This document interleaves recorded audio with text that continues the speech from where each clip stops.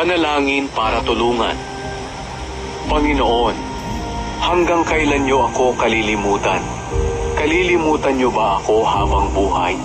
Hanggang kailan ba kayo magtatago sa akin? Hanggang kailan ko dadalhin itong mga pangamba ko?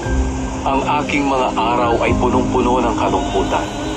Hanggang kailan ba ako matatalo ng aking mga kaaway? Panginoon kong Diyos, bigyan niyo ako ng pansin. Sagutin niyo ang aking dalangin. Ibalik niyo ang ningning sa aking mga mata, upang hindi ako mamatay, at upang hindi masabi ng aking mga kaaway na natalo nila ako. Dahil tiyak na magagalak sila kung mapahamak ako.